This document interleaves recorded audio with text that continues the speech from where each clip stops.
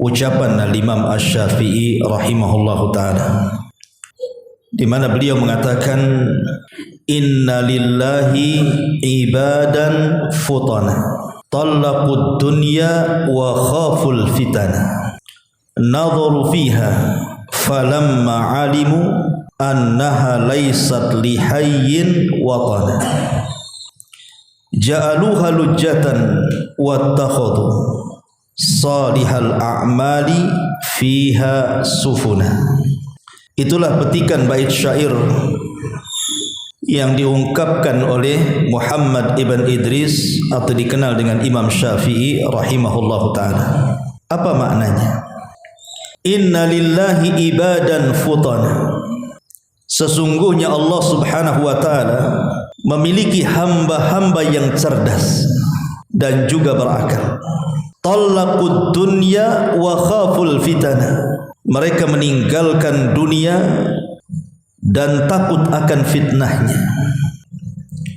Nadharu fiha falamma alim, mereka melihat dunia dan ketika mereka mengetahui annaha laysat lihayyin watana, ternyata dunia bukanlah tempat yang layak untuk tinggal.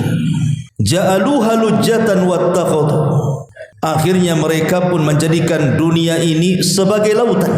Salihal a'mal fiha sufuna, dan amal saleh mereka jadikan sebagai perahunya. Ma'asyiral muslimin yang dimuliakan Allah subhanahu wa ta'ala, ungkapan Imam Syafi'i ini sangat dalam karena bicara tentang rihlatul haya, perjalanan kehidupan manusia. Jadi tema malam ini adalah rihlatul haya, bagaimana menelusuri perjalanan hidup manusia. Ma'asyiral muslimin yang dimuliakan Allah subhanahu wa ta'ala, kata Imam Syafi'i rahimahullahu ta'ala di sini, inna lillahi ibadan futana, sesungguhnya Allah itu memiliki hamba-hamba yang cerdas. Siapa hamba Allah yang cerdas itu? Disebutkan dalam sebuah hadis dari Abi Ya'la Syaddad ibn Aus radhiyallahu anhu, dari Nabi sallallahu alaihi wasallam, Rasulullah SAW mengatakan, al-kayyisu man dana nafsah wa alima wa amila lima ba'dal maut, wal ajiz man ittaba'a nafsahu hawa wa tamanna 'ala Allah azza wa jalla. Nabi SAW mengatakan, orang yang cerdas itu, orang yang pintar itu, orang yang berakal itu adalah orang yang memperhitungkan keadaan dirinya dan suka beramal untuk mencari bekal setelah kematiannya. Jadi orang cerdas itu orang yang memperhitungkan keadaannya, artinya muhasabah, selalu melihat dirinya, apa kekurangannya dan apa harus ditambah dari amal kehidupannya. Kemudian juga dia terus beramal untuk mencari bekal sesudah kematiannya. Itulah orang cerdas, muhasabah dan terus beramal. Tapi orang yang tidak cerdas, orang yang lemah, wal ajiz man ittaba'a nafsahu hawa, orang yang mengikuti hawa nafsunya, wa tamanna 'ala Allah, dan orang yang terus mengharap-harapkan kemurahan dari Allah tapi dia tidak mau beramal sedikit pun. Inilah orang cerdas, orang yang senantiasa introspeksi diri ataupun muhasabah dan senantiasa melakukan banyak amal saleh untuk kematiannya. Kemudian kata Imam Syafi'i rahimahullahu ta'ala, talaqud dunya wa khaful fitana, lalu orang yang cerdas ini mereka berusaha meninggalkan dunia dan juga takut akan fitnah dunia. Ali bin Abi Thalib radhiyallahu anhu adalah sahabat yang dikenal menghabiskan malam-malamnya dengan qiyamul lail. Terkadang apabila dia selesai melaksanakan qiyamul lail, dia pegang janggutnya kemudian dia menangis. Kemudian dia mengatakan, ya dunya gharri ghairi talaqtuki thalatha. Wahai dunia, anyahlah dari diriku, kuceraikan kau 3 kali. Bagaimana Imam Ali radhiyallahu an mengajarkan kepada kita rasa takutnya dia kepada dunia, sampai dia mengatakan, talaqtuki thalatha, kuceraikan kau 3 kali wahai dunia. Bahkan Jabir bin Abdullah radhiyallahu an, Jabir ibn Abdullah radhiyallahu an, ketika memberikan komentar kepada Abdullah ibn Umar radhiyallahu an, apa kata Jabir? Ma minna ahadun adrakat dunya illa malat bihi wa mala biha illa Abdullah ibn Umar. Kata Jabir, tidak ada di antara kami satu pun yang dihadapkan kepada dunia kecuali dunia condong kepadanya atau dia yang condong kepada dunianya, kecuali Abdullah ibn Umar radhiyallahu anhu. Dia tidak pernah mendekat dunia dan berusaha untuk menjauh dari dunia. Sampai-sampai Nafi', salah satu muridnya Ibnu Umar radhiyallahu anhu, ditanya kesibukan Ibnu Umar apabila berada di rumahnya. Ibnu Umar itu ngapain saja kalau di rumah itu? Maka Nafi' mengatakan, fa innakum la tutiquna, kalian tidak akan sanggup menirunya. Kalau kalian tahu aktivitas Ibnu Umar dalam rumah itu, kalian tidak akan sanggup menirunya. Kemudian Nafi' mengatakan, al-wudu li kulli salatin wal mushafu fima bainahuma. Kesibukan Ibnu Umar radhiyallahu an apabila berada di rumahnya, dia senantiasa menjaga wudu. Apabila batal, wudu lagi, batal, wudu lagi, batal, wudu lagi. Dan dia habiskan waktu-waktunya untuk salat dan membaca Al-Quran. Bahkan dia bukan hanya menghidupkan malamnya, bahkan siangnya pun menghidupkannya. Tidak ada sahabat yang menghidupkan waktu setelah zuhur sampai asar dengan melaksanakan salat kecuali Ibnu Umar. Dia habiskan waktu-waktunya hanya untuk beribadah kepada Allah. Wajar kalau Jabir bin Abdullah mengatakan, tidak ada di antara kami, kata Jabir, yang dihadapkan kepada dunia kecuali dunia condong kepadanya atau dia condong kepada dunia kecuali Abdullah ibn Umar. Begitulah para salafun saleh.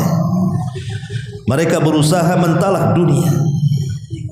Bahkan Umar bin Khattab radhiyallahu anhu, satu hari dia datang dari Madinah ke Syam, ingin berkunjung kepada Abu Ubaidah ibnul Jarrah yang ketika itu menjadi panglima perang. Ketika Umar bin Khattab radhiyallahu anhu masuk ke kediaman Abu Ubaidah ibnul Jarrah, maka dia melirik kepada tempat-tempat dalam ruangan di sekitar di dalam rumah Abu Ubaidah ibnul Jarrah itu. Tidak dia dapati satu pun barang-barang berharga di situ, kecuali hanya pedang, tameng dan baju perang. Padahal dia panglima dan Persia ditaklukkan di tangannya. Sementara Persia itu negara adidaya yang kaya raya.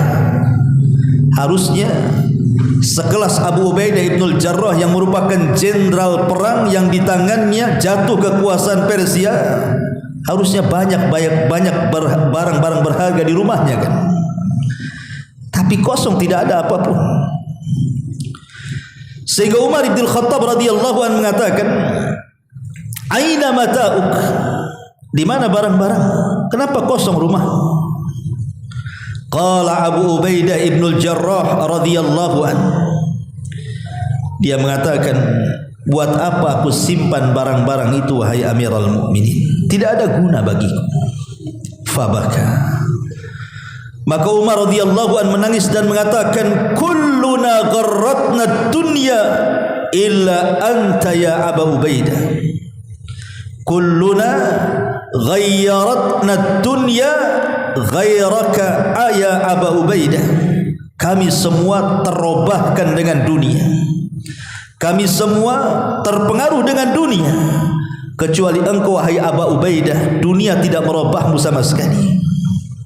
Maka saat Umar radhiyallahu an pulang ke Madinah, maka Umar radhiyallahu an kemudian mengirim banyak uang untuk Abu Ubaidah yang ada di Syam. Ada yang mengatakan dia mengirim 4.000 dirham supaya diberikan kepada Abu Ubaidah. Setelah kemudian uang-uang yang banyak itu sampai ke tangan Abu Ubaidah ibnul Jarrah, satu hari saja uang itu sudah ludas karena dibagikan kepada fuqara wal masakin dan tidak disisakan untuk dia sedikit pun.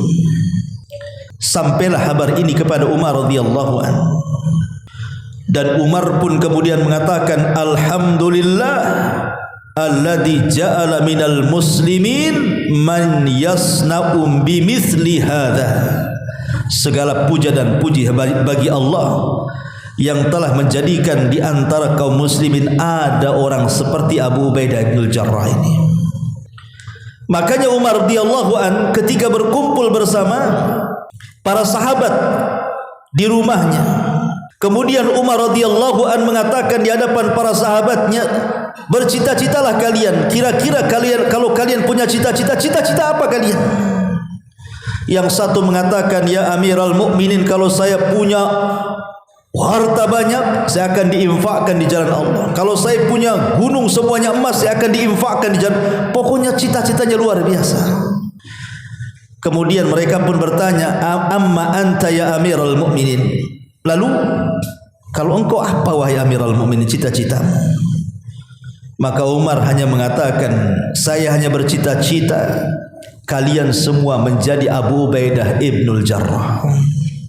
Saya hanya bercita-cita kalau kalian semuanya adalah Abu Ubaidah ibnul Jarrah, karena dia satu-satunya menurut kacamata Amirul Mukminin yang tidak pernah dunia merubahnya.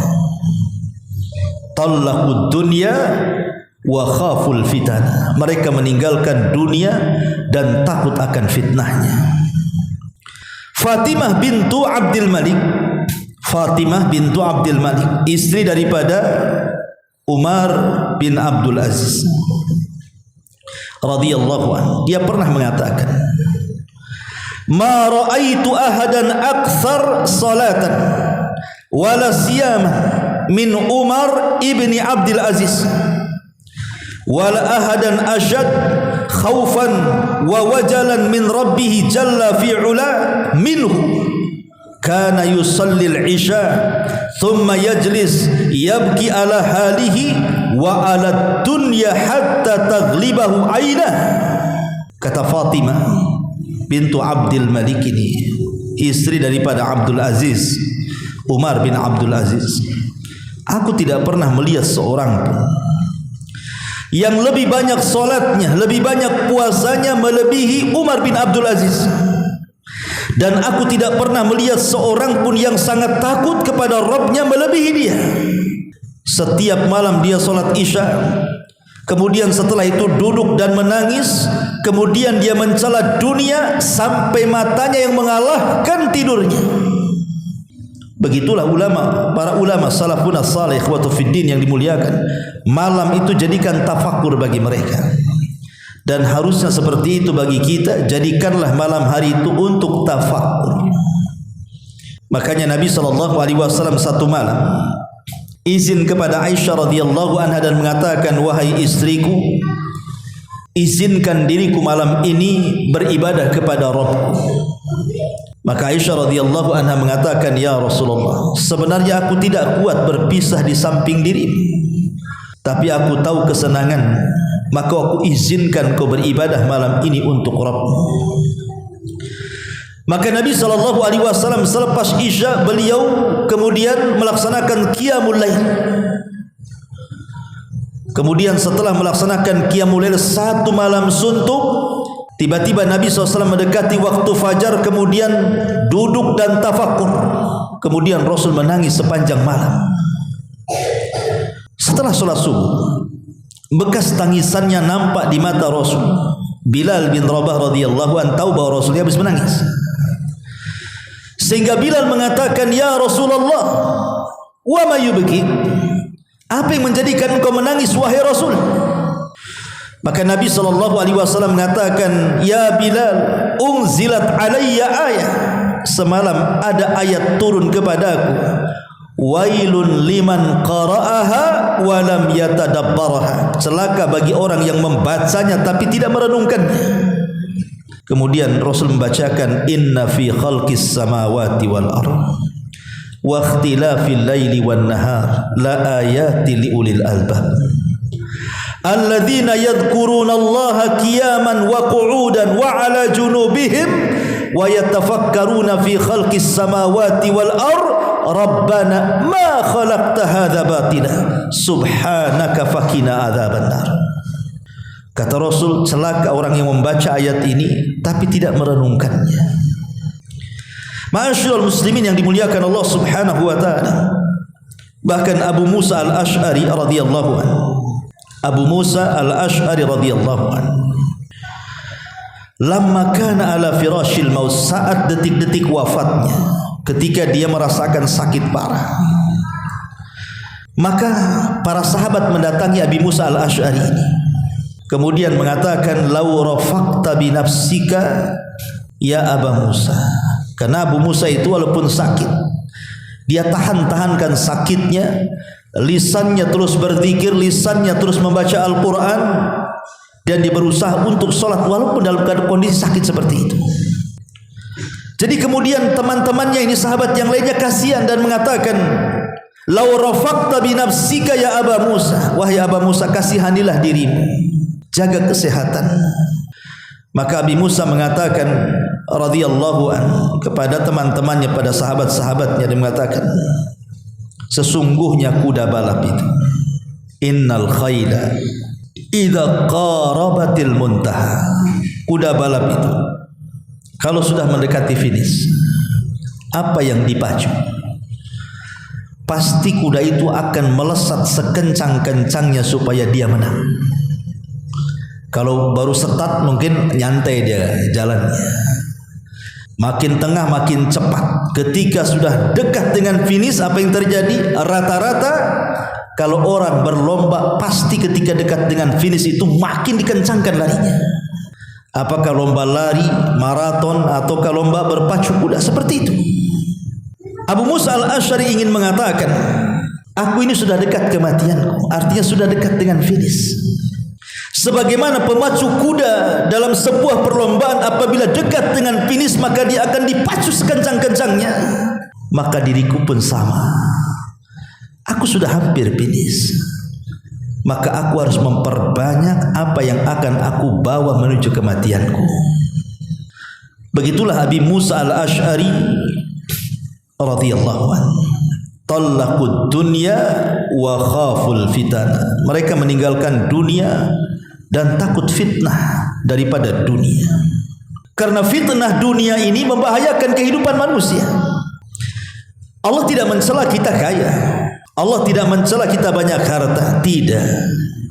Yang Allah cela itu adalah alhaakumut takatsur. Kalau harta dan berlomba-lombanya mencari harta itu melalaikan kita.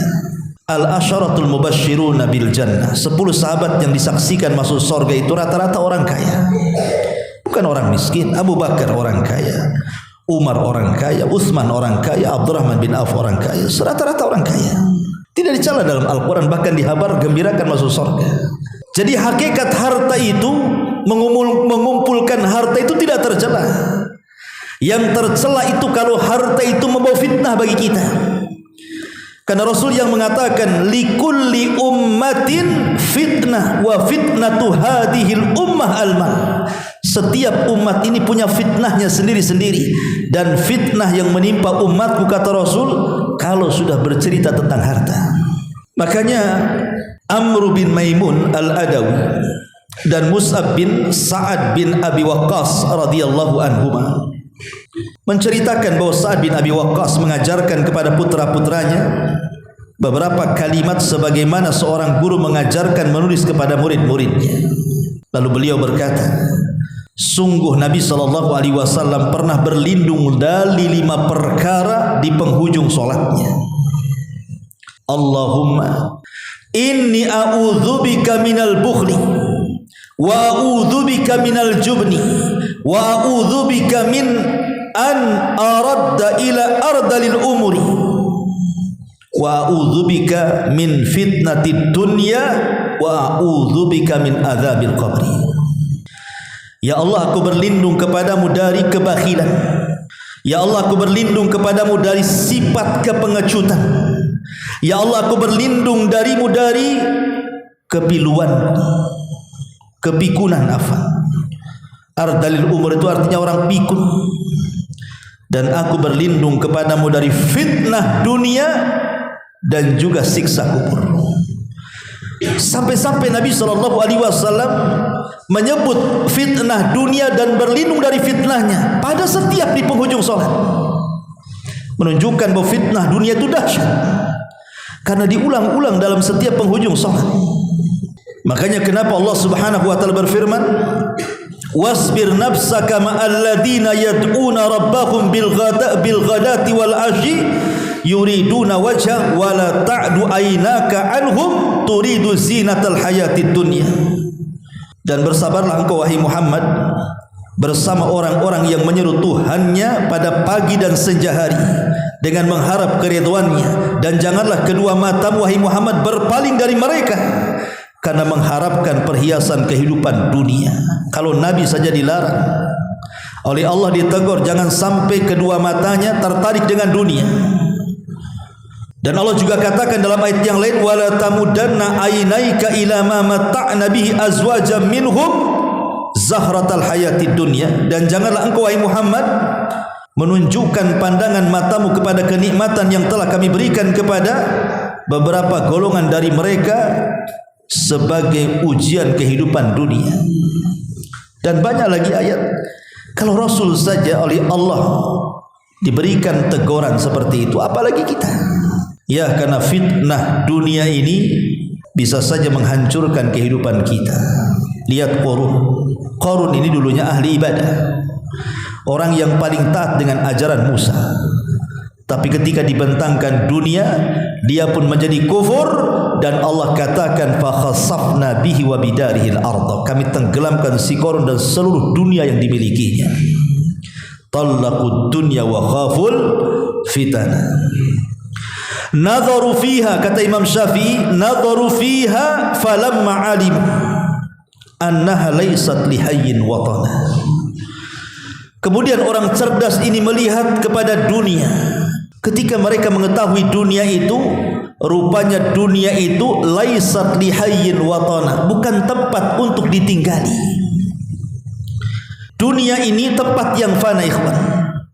Tetapi banyak manusia yang kemudian lalai dari kefanaan dunia seolah-olah dia ingin hidup selamanya.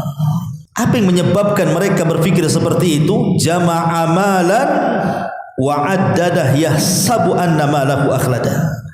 Karena mereka terfitnah dengan dunia, mengumpul-ngumpulkannya, menghitung-hitungnya, akhirnya dia merasa bahwa dia akan dikekalkan dengan dunianya. Padahal dunia itu hanya sebentar saja. Lihat bagaimana Allah Subhanahu wa taala gambarkan betapa sebentarnya manusia hidup di dunia itu. Wa yauma yahsyuruhum ka'an lam yalbasu illa sa'atan minan nahar yata'arafuna bainahum qad khasira alladhina kadzdzabu bi liqa'illah wa ma kanu muhtadin. Dan ingatlah akan hari yang di waktu itu Allah mengumpulkan mereka semuanya. Mereka merasa di hari itu, maksudnya di padang mahsyar, seakan-akan mereka tidak pernah berdiam di dunia kecuali hanya sesaat di waktu siang saja. Jadi di padang mahsyar itu orang berpikir seolah-olah mereka tidak pernah tinggal di dunia, kecuali hanya lewat saja di siang hari, begitu saja. Padahal mungkin boleh jadi ketika di dunia ada yang meninggal di usia 40, 50, 56 tahun, 60 tahun atau 100 tahun. Tapi ketika kehidupan mereka sudah kemudian berada di akhirat, mereka memandang dunia itu seolah-olah sebentar mereka tinggal di situ. Dalam ayat yang lain, ka'annahum yawma yarawnaha lam yalbathu illa asyiyatan aw duhaha. Pada hari mereka melihat hari berbangkit itu seolah-olah dia tidak tinggal di dunia melainkan sebentar saja di waktu sore atau waktu pagi. Dan Allah mengatakan, yauma yunfakhu fis suri wa nahsyurul mujrimina yauma idin zuraqa yatakhafatuna bainahum illa bistum illa ashra nahnu a'lamu bima yaqulun idh yaqulu amsaluhum tariqata in labistum illa yauma, yaitu hari yang di waktu itu ditiup sangkakala, dan kami akan mengumpulkan pada hari itu orang-orang yang berdosa dengan muka yang biru muram. Mereka berbisik-bisik di antara mereka, kalian tidak pernah berdiam di dunia melainkan hanyalah 10 hari saja. Kami lebih mengetahui apa yang mereka katakan. Ketika berkata orang yang paling lurus jalannya di antara mereka, kalian tidak pernah berdiam di dunia melainkan hanya 1 hari saja. Jadi kacamata akhirat, kalau kita melihat dunia itu seolah-olah hanya melintas saja. Betul kata Nabi SAW kepada Ibnu Umar radhiyallahu anhu dan mengatakan, ya Ibnu Umar, kun fid dunya ka'annaka gharib aw abir sabil. Wahai Ibnu Umar, jadilah di dunia seperti kau seorang musafir atau seperti orang asing. Musafir, orang asing itu tidak mungkin menempati satu tempat yang dilewatinya terlalu lama karena dia ingin cepat sampai di tujuan. Pasti hanya lewat begitu saja. Begitulah dunia, hanya dilewati saja. Masalahnya dunia yang dilewati ini sebagai penentu itu jadi masalah. Karena sependek-pendeknya kehidupan dunia itu tetap menentukan sepanjang-panjangnya kehidupan akhirat. Makanya jangan sampai kemudian pendeknya kehidupan dunia ini membuat penyesalan manusia ketika berhadapan dengan Allah di hari yang tidak akan pernah ada ujungnya. Karena yang masuk neraka dikekalkan, yang masuk surga juga sama. Dan yang menentukan itu kehidupan dunia. Makanya ma'asyiral muslimin yang dimuliakan, Imam Syafi'i mengatakan, nadharu fiha falamma alimu annaha laysat lihayyin watana. Orang cerdas itu melihat dunia, dan setelah mereka mengetahui ternyata dunia bukan tempat untuk ditinggali, kemudian ja'aluha lujjatan wattakhadu, sehingga mereka berusaha, orang cerdas ini menjadikan dunia sebagai lautan. Salihal a'mali fiha sufuna, dan amal-amal soleh yang mereka lakukan mereka jadikan itu perahu penyelamat mereka di dunia mereka dan di akhirat mereka. Ma'asyiral muslimin yang dimuliakan Allah Subhanahu wa taala, inilah kandungan daripada bait syair dari Imam Syafi'i rahimahullahu taala yang cukup dalam isinya. Baik kita bentangkan sedikit. Ma'asyiral muslimin yang dimuliakan Allah Subhanahu wa taala, manusia berada di beberapa penjara dalam kehidupannya. Pertama, kita dipenjara dalam sulbi ayah kita.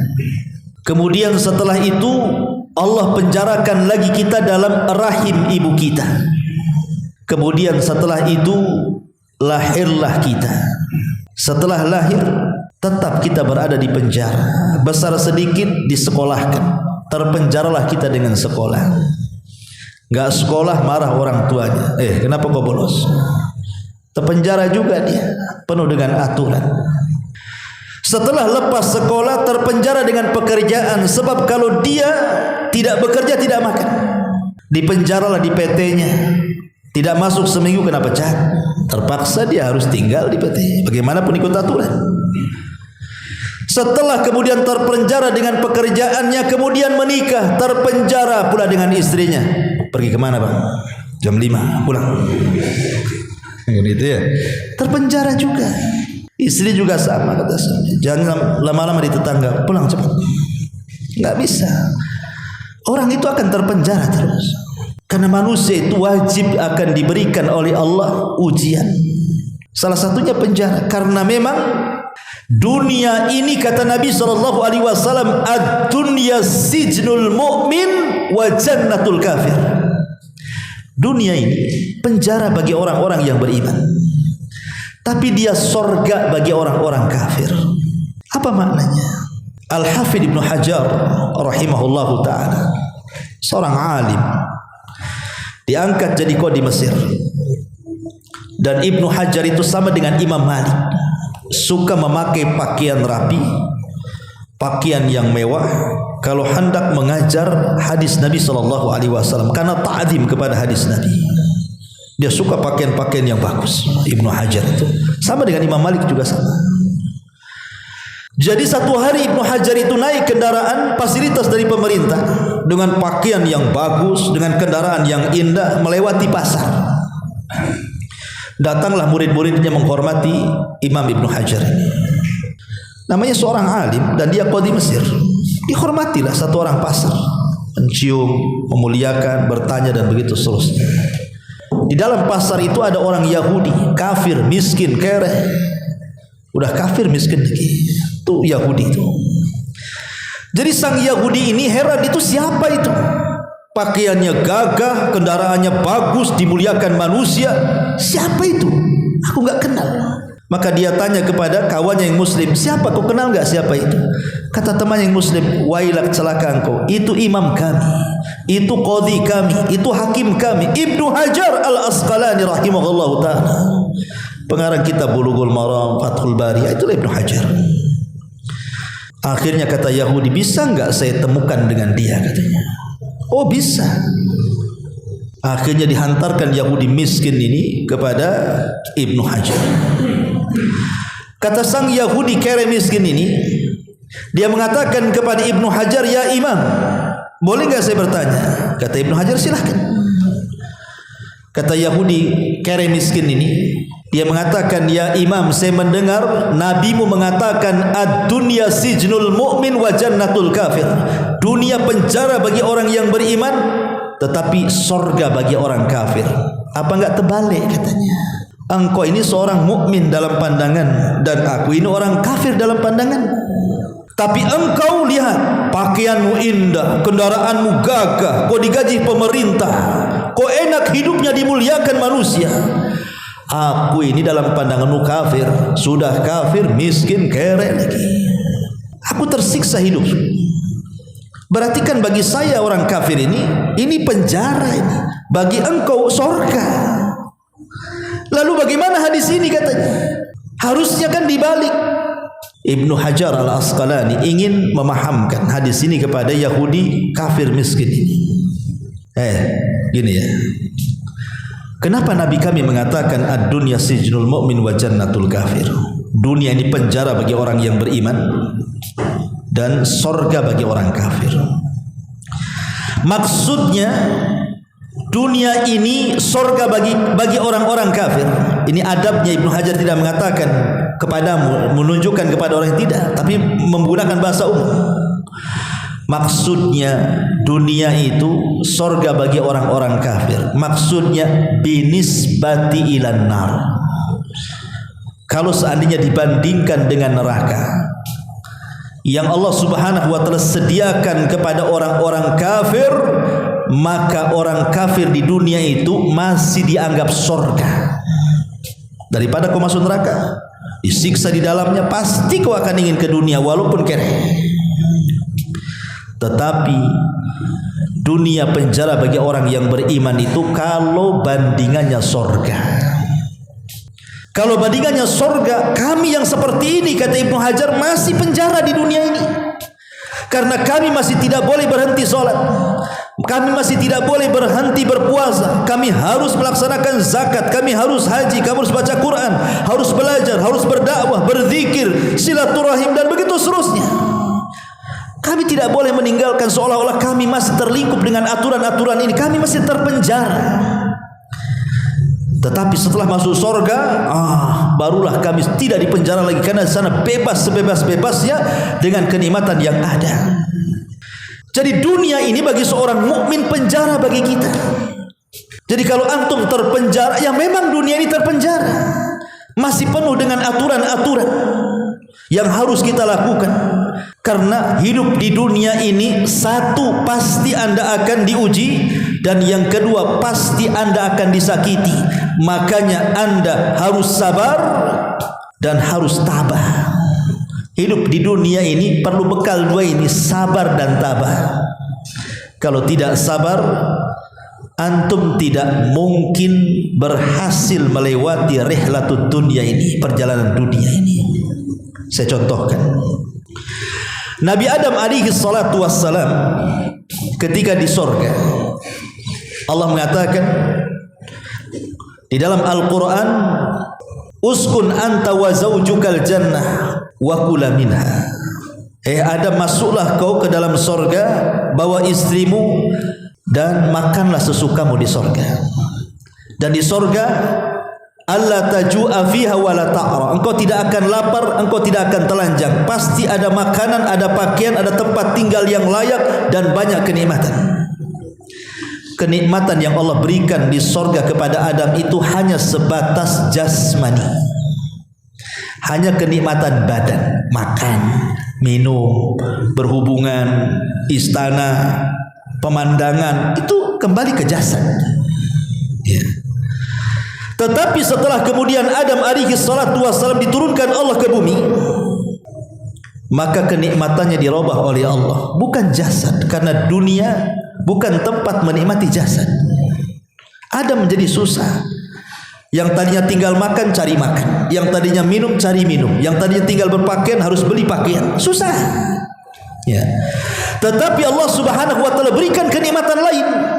Apa kenikmatannya? Kenikmatan ruh. Qul nahbitu minha jami'an fa imma ya'tiyannakum minni hudan fala khaufun 'alaihim wa lahum yahzanun. Dalam ayat yang lain, fa imma ya'tiyannakum minni hudan fala yadhillu wa la yashqa.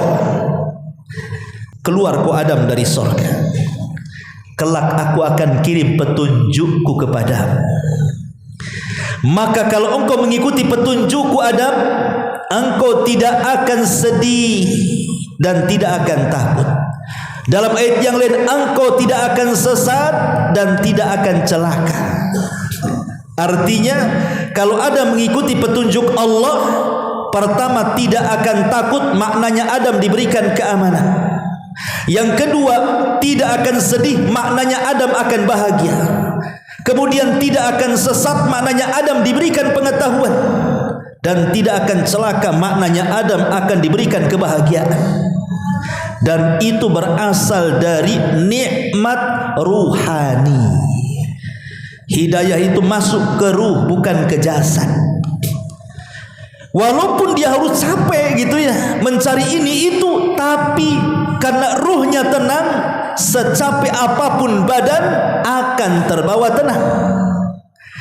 Makanya kebahagiaan itu bukan ada pada jasad. Salah kalau ada orang mengatakan dari badan yang sehat muncul ruh yang sehat. Apa itu istilahnya dalam dunia olahraga? Kan itu. Itulah sana sini gitu. Main sana min sini tuh. Itulah itu bahasa antum. Jadi Islam mengajarkan bahwa dalam ruh yang sehat itu ada badan yang kuat. Karena kalau ruhnya sempit, ikhwan, selapang apapun rumah jadi sempit. Tapi kalau ruhnya lapang, sesempit apapun rumah jadi lapang. Kalau hati lapang, istri hitam aja jadi cantik. Kalau hati sempit, istri putih aja kayak setan. Begitulah kehidupan dunia, ikhwan. Ditentukan dengan ruh. Jadi Adam walaupun harus susah-susah payah di dunia kan, tapi karena nikmatnya diberikan kepada ruh, badan terikut. Berarti kalau kita katakan lebih baik di mana Adam ketika di sorga atau Adam ketika diturunkan ke bumi? Lebih baik nikmat mana? Nikmat jasad atau nikmat ruh? Nikmat ruh. Ketika Adam turun ke bumi diberikan nikmat ruh, itu lebih baik kepada Adam. Bahkan lebih daripada itu Allah ajarkan kepada Adam kalimat, Rabbana zalamna anfusana wa illam taghfir lana wa tarhamna lanakunanna minal khasirin. Akhirnya kalimat itu melesat ke Allah, dan Allah pun terima kalimat itu sebagai bentuk tobat Adam alaihi salatu wassalam. Kalaulah bukan karena kalimat ini, tentu manusia tidak ada yang bertobat sampai kiamat dibangkitkan. Ma'asyiral muslimin yang dimuliakan Allah azza wa jalla, itulah nikmat perjalanan hidup, nikmat ruh yang Allah subhanahu wa ta'ala berikan kepada Adam alaihi salatu wassalam. Ya. Makanya dari sini ma'asyiral muslimin yang dimuliakan Allah subhanahu wa ta'ala, kisah Nabi Adam ini bisa kita petik bahwa tidak semua musibah itu membawa keburukan. Tidak semua bencana itu membawa musibah yang menyakitkan. Buktinya Adam yang tadinya di atas kenikmatan diturunkan ke bumi, ini kan musibah namanya. Ini musibah. Karena kenikmatannya tidak seperti kenikmatan jasmani yang ada di sorga. Dia lelah letih mencari makan, mencari minum, mencari ini dan itu. Tapi di balik itu ada kenikmatan. Kenapa? Dengan sebab musibah itulah membawa nikmat turun hidayah yang merupakan nikmat terbesar dalam kehidupan manusia. Kata Imam Ibnul Qayyim, tidak ada satupun nikmat yang Allah anugerahkan kepada manusia melebihi nikmat hidayah. Sebutkan nikmat yang Allah berikan kepada kita. Harta, kedudukan, pangkat, jabatan, istri, anak, sebutkan. Tidak ada sebesar nikmat hidayah. Dan tidak ada musibah yang lebih besar kecuali musibah berada di atas kesesatan. Sebab kalau orang sudah sesat, celakanya bukan di dunia saja, sampai ke akhirat. Paling tinggi musibah yang ditakuti manusia adalah kematian. Tapi sesat lebih membahayakan dibandingkan kematian.